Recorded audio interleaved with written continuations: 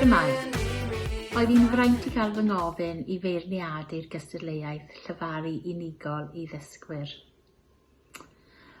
Roedd hi'n hyfryd gweld dysgwyr yn cymryd rhan a gobeithio bod pob un ohonych chi wedi mwynhau ac yn parhau gyda'r Gymraeg yn y dyfodol. Roedd y gystadleuaeth yn agos iawn, roedd pob darn yn wahanol a rhai yn fwy heriol nag eraill, ond ro'n i'n edrych am anganu clir a llefaru naturiol a chywir. Felly, dyma sut fi wedi eu gosod nhw. Yn drydydd, mae Millie Barrett. Oes rhaid i mi ddarllen y dallen a diall ac ateb i'r cwestiynau ar gyfer yr air wersafori. Oes rhaid i mi wrando ar diall a sgwrsio. Am llewyr holl falchau ar gyfer gwers pedwar fori.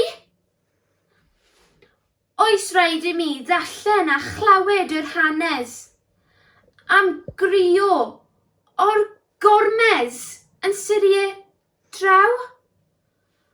Oes rhaid i mi wrando ar fwletin radio am blant bach digatref yn llwgu yn hangol y baw.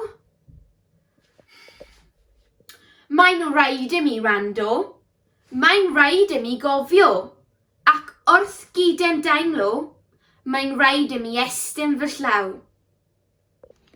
Yn ail, mae Tommy Church. Y ddraig goch a'r ddraig wen. A bell dan ffilter o graig, yn amladd yn gyson, mae doi ddraig. Mae'n nabod gwlad yr un goch yn hawdd, ond mae'r wen wedi dod o'r tu draw i'r clawdd. Pan fo'r Cymru yn ennill, mae'r goch ar y blaen. Ond pan fyddan nhw'n colli, mae dan andros o straen. Bob tro y mae Cymron anghofio ei iaith, mae'r wen wrth ei bodd, mae di digwydd sawl gwaith. Mae nhw yno yn amladd ers dechrau'r byd. Mae'r ddwy'r un mor styfnig ac yn greithio i gyd. Pa un fydd yn ennill? Does dim syniad gen i. Ond mae'r ateb yn rywlen dy galon di. Ac yn gyntaf, mae Ann Howells. Hwyl gyda geiriau. Dwi'n hoffi geiriau yn Gymraeg, fel croeso a siomai. Ofnadw wedi blino hwyl, amlacio a mwynhau.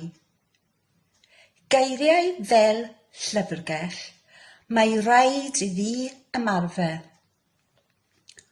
Ond pam dwi ddim yn gallu dweud y gair cyfrifiadur? Dwi'n caru geiriau bach a ffelt, fel gwely ac o gwbl. Llygaid, penol, bol a tost, gwyliau, haf a pobl. Mae digon o eiriau hyfryd i gael yn y geiriadur, ond peidiwch gofyn i fi ddweud blincin cyfrifiadur. Felly, llongyfarchiadau mawr i bob un ohonych chi. A gawn ni wenu